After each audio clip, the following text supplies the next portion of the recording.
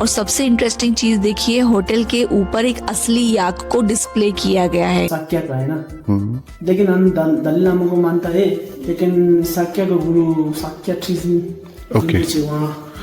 ये जो है ना, ऐसा लगता है जैसे वक्त यहाँ रुक सा गया हो और ये विलेज आज भी अपनी पुरानी पहचान को भूल भुलैया टाइप बनी हुई है गलियां। पुराने घर हैं ये, तो खत्म ही नहीं हो रही। मोनो तो ये हो गई दोस्तों कि हम खुद ही एक दूसरे को ढूंढते फिर रहे हैं। Hello, good morning friends. कल रात हम लोग कागबेनी पहुंच गए थे और यहाँ हमें ये ब्यूटीफुल सा होम स्टे मिला जो सच में काफी कंफर्टेबल और होमली था। इतनी लंबी जर्नी के बाद ऐसी पीसफुल जगह पर रुकना एक अलग ही सुकून दे गया। अब सुबह हो चुकी है और देखिए कागबेनी की मॉर्निंग कितनी खूबसूरत लग रही है। चारों तरफ ठंडी ठंडी हवाएं चल रही हैं और सामने नीलगिरी हिमालय के पहाड़ दिख रहे हैं। आज हम पूरा कागबेनी विलेज एक्सप्लोर करेंगे दोस्तों। इसके एंशिएंट स्ट्रीट्स में घूमेंगे, लोकल कल्चर को करीब से देखेंगे और जानेंगे कि आखिर इस छोटे से हिमालयन विलेज को गेटवे टू अपर मस्तांग क्यों कहा जाता है। तो चलिए दोस्तों, बिना किसी देरी के शुरू करते हैं आज का सफर, क्योंकि कागबेनी की हर गली अपने अंदर एक अलग कहानी छुपाए बैठी है।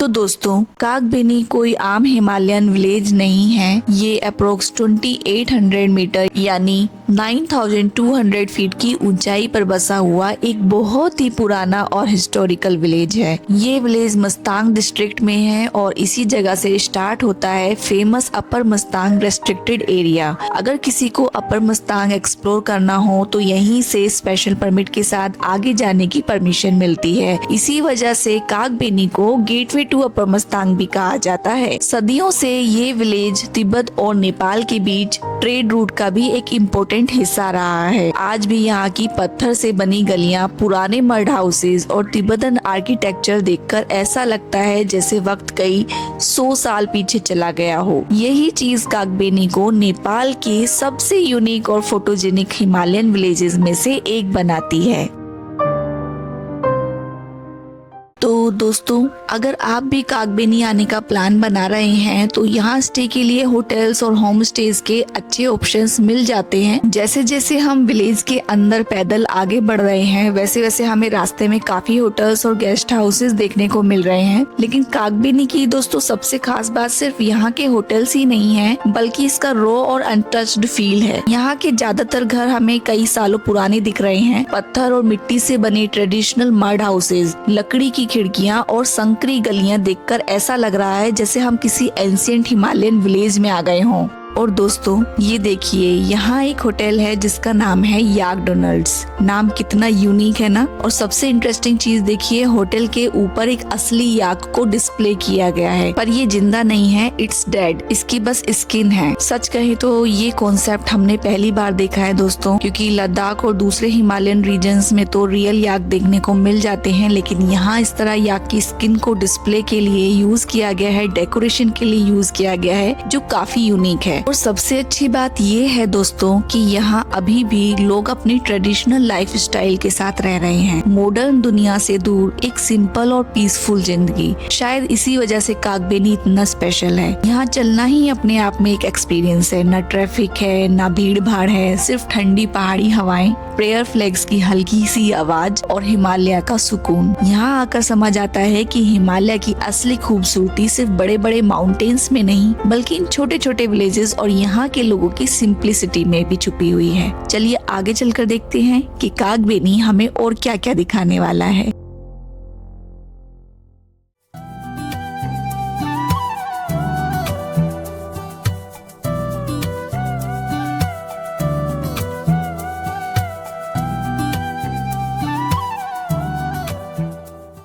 तो दोस्तों, चलते चलते हम थोड़ा और आगे आ गए और यहाँ हमें एक बहुत ही पुरानी मोनेस्ट्री दिखाई दी है। इसका नाम है काग मोनेस्ट्री, बताया जाता है कि ये मोनेस्ट्री अप्रोक्स 500 साल पुरानी है। इतनी पुरानी जगह को देखकर ही एक अलग सा एहसास होता है। सोचे कितनी पीढ़ियां और कितनी कहानियां इस मोनेस्ट्री ने देखी होंगी। तो चलिए अंदर चलते हैं और जानते हैं इस 500 साल पुरानी मोनेस्ट्री का इतिहास और आखिर ये कागबेनी के लिए इतनी इम्पोर्टेंट क्यों मानी जाती है।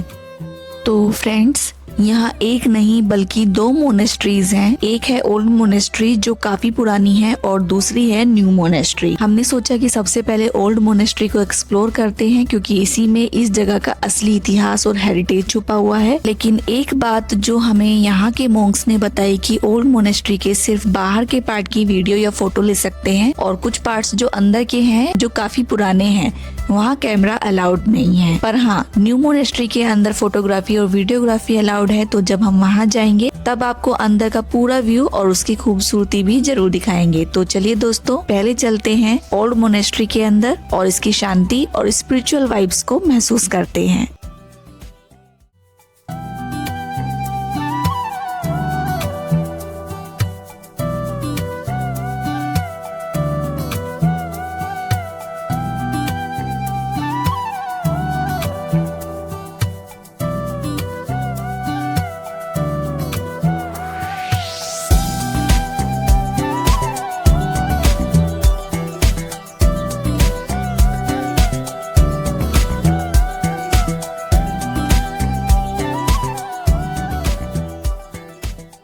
तो फ्रेंड्स, अब हम न्यू मोनेस्ट्री के अंदर जा रहे हैं क्योंकि यहाँ फोटोग्राफी और वीडियोग्राफी अलाउड है। तो हम आपको भी इस मोनेस्ट्री की खूबसूरती करीब से दिखाएंगे, साथ ही जानेंगे कि काग मोनेस्ट्री की क्या हिस्ट्री है, ये कितनी पुरानी है और कागबेनी के लोगों के लिए इस मोनेस्ट्री की क्या इम्पोर्टेंस है। तो चलिए दोस्तों, मिलकर एक्सप्लोर करते हैं काग मोनेस्ट्री।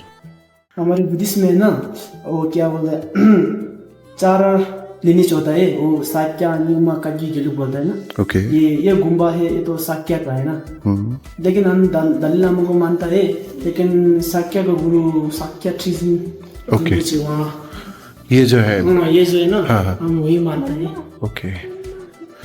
हमारे इंडिया में शायद दलाई लामा जी को दलाई लामा कोई सब दलाई लामा मानता तो है, लेकिन वहाँ पे है साक्यापा है। साक्यापा वो तो साक्या ट्रीज वहाँ है ना।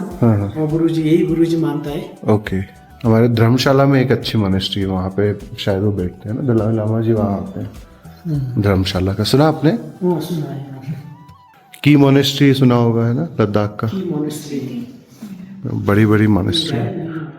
तो दोस्तों, ये मोनेस्ट्री 500 साल से भी ज्यादा पुरानी मानी जाती है और ये Sakya sect of Tibetan Buddhism से जुड़ी हुई है। आज भी यहाँ बुद्धिस्ट मॉन्क्स रहते हैं, ध्यान करते हैं और धार्मिक शिक्षा ग्रहण करते हैं। पहले यहाँ सिर्फ ये हिस्टोरिकल मोनेस्ट्री ही हुआ करती थी। बाद में विजिटर्स और मॉन्क्स की जरूरतों को ध्यान में रखते हुए इसके पास ये न्यू मोनेस्ट्री बनाई गई। वहीं पुरानी मोनेस्ट्री को आज भी बहुत ही संभाल कर रखा गया है क्योंकि उसके अंदर कई सालों पुरानी बुद्धिस्ट पेंटिंग्स, स्टैचूज और रिलीजियस मनुस्क्रिप्ट्स रखी गई हैं। जैसे ही हम इस मोनेस्ट्री के अंदर आते हैं वैसे ही एक अलग ही शांति और पॉजिटिव एनर्जी महसूस होने लगती है और शायद इसीलिए ये मोनेस्ट्री कागबेनी की पहचान भी है। तो चलिए दोस्तों, अब आगे चलते हैं और कागबेनी को थोड़ा और एक्सप्लोर करते हैं।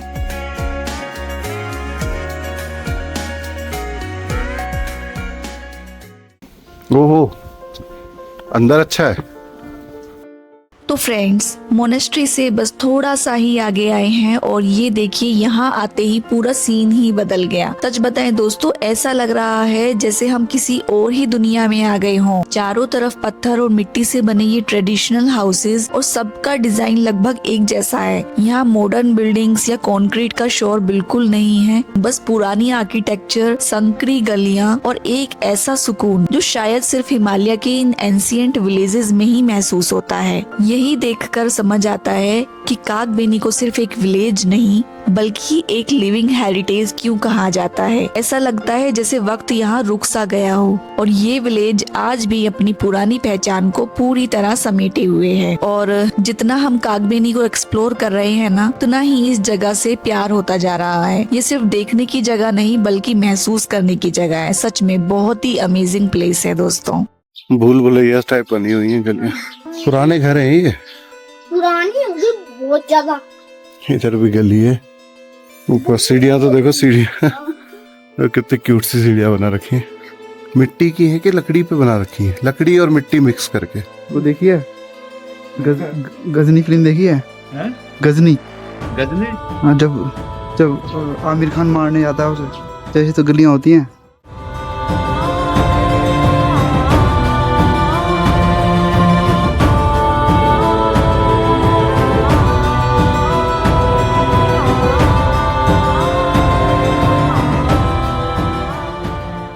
तो खत्म ही नहीं हो रही। पता है मेरे को, पता है मेरी याददाश्त से ज्यादा। ये लोग कहाँ रह गए? मोनू, मोनू। तो फ्रेंड्स, एक बात तो माननी पड़ेगी, कागबेनी विलेज काफी बड़ा है और सबसे इंटरेस्टिंग बात ये है कि यहाँ के लगभग सारे घर एक जैसे ही दिखते हैं। हालात तो ये हो गई दोस्तों कि हम खुद ही एक दूसरे को ढूंढते फिर रहे हैं। इन संकरी गलियों में चलते चलते ऐसा लग रहा है जैसे किसी पुरानी भूल भुलैया के अंदर आ गए हों। हर गली दूसरी गली जैसी ही लगती है और हर घर एक जैसा ही लगता है। और एक चीज हमने नोटिस की है यहाँ पर कि इतना बड़ा विलेज होने के बाद भी यहाँ बहुत कम लोग नजर आ रहे हैं। कभी कभी 1 या 2 लोकल लोग दिख जाते हैं, लेकिन उसके अलावा पूरा विलेज एकदम शांत है। शायद इसी वजह से कागबेनी की ब्यूटी इतनी स्पेशल लगती है। ना टूरिस्टों की भीड़, न शोर शराबा, बस हिमालय की खामोशी, पुराने स्टोन हाउसेज और एक ऐसा सुकून जो आजकल बहुत कम जगहों पर मिलता है। सच कहे तो दोस्तों, हमने अपनी लाइफ में पहली बार ऐसा हिमालयन विलेज देखा है जो इतना रॉ, इतना ऑथेंटिक और इतना अनटच्ड हो। यहाँ आकर ऐसा लगता है जैसे हम सिर्फ एक जगह नहीं बल्कि कई 100 साल पुराने इतिहास के बीच चल रहे हों। दूरी दूरी सी रहे, ठहरी ठहरी सी बहे, हवा जो ये दिल की कहे, कैसे बताऊं तुझे, रहे तू जाने कहाँ, करूं मैं कैसे बयां, ढूंढूं मन का आसमां पर कभी न पाऊं तुझे। तो दोस्तों, जरा इन पत्थरों को देखिए। यहाँ जगह जगह ऐसे बड़े बड़े कार्व्ड स्टोन्स लगे हुए हैं जिन पर तिब्बतन स्क्रिप्ट में कुछ लिखा हुआ है। कुछ स्टोन्स पर तो बहुत ही खूबसूरत कार्विंग्स और रिलीजियस सिंबल्स भी बने हुए हैं। इन्हें देखकर ऐसा लगता है जैसे ये कई 100 साल पुराने हैं और आज भी यहाँ के इतिहास को संभाले खड़े हैं। और यहाँ पीछे जो नदी आप देख रहे हैं, ये है फेमस काली गंडकी रिवर। ये सिर्फ नेपाल की ही नहीं बल्कि हिंदू धर्म के लिए भी बहुत पवित्र मानी जाती है। इस काली गंडकी रिवर में मिलते हैं शालिग्राम स्टोन्स, जिन्हें भगवान विष्णु का स्वरूप माना जाता है। हर साल हजारों श्रद्धालु और यात्री सिर्फ शालिग्राम की प्राप्ति के लिए भी यहाँ आते हैं। और देखिए, हम आपको एक शालिग्राम भी दिखाते हैं। ये हमें काग मोनेस्ट्री के एक मोंक ने दिया था। इसकी नेचुरल शेप और इस पर बने चक्र जैसे निशान ही इसे खास बनाते हैं। तो दोस्तों, सच बताएं, कागबेनी ने हमें एक्सपेक्ट से कहीं ज्यादा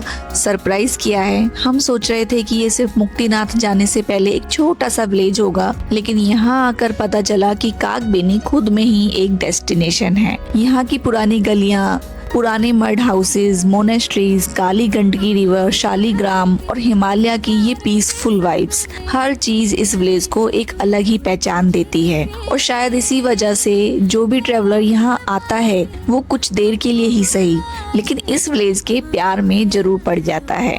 सच कहें दोस्तों, कागबेनी सिर्फ देखने की जगह नहीं है, ये एक फीलिंग है, एक ऐसी फीलिंग जो शायद कैमरा पूरी तरह कैप्चर ही नहीं कर सकता। यहाँ की खामोशी, ठंडी हवा और सादगी को बस महसूस किया जा सकता है। अब धीरे धीरे दोपहर भी हो चुकी है और हमारा अगला डेस्टिनेशन हमारा इंतजार भी कर रहा है, और वो डेस्टिनेशन है मुक्तिनाथ धाम, जिस जगह का इंतजार हम इस पूरी नेपाल रोड ट्रिप के शुरुआत से ही कर रहे थे। तो चलिए दोस्तों, अब वक्त आ गया है इस खूबसूरत विलेज को अलविदा कहने का। और कागबेनी ने हमें बहुत ही प्यारी यादें दी हैं। ये जगह हमारी नेपाल जर्नी के सबसे मेमोरेबल स्टॉप्स में से एक बन गई है। तो चलिए पहले इस ब्यूटीफुल बैकड्रॉप के साथ कुछ यादें कैमरे में भी कैप्चर कर लेते हैं और उसके बाद निकलते हैं हमारे अगले और सबसे खास डेस्टिनेशन के लिए, मुक्तिनाथ धाम की तरफ।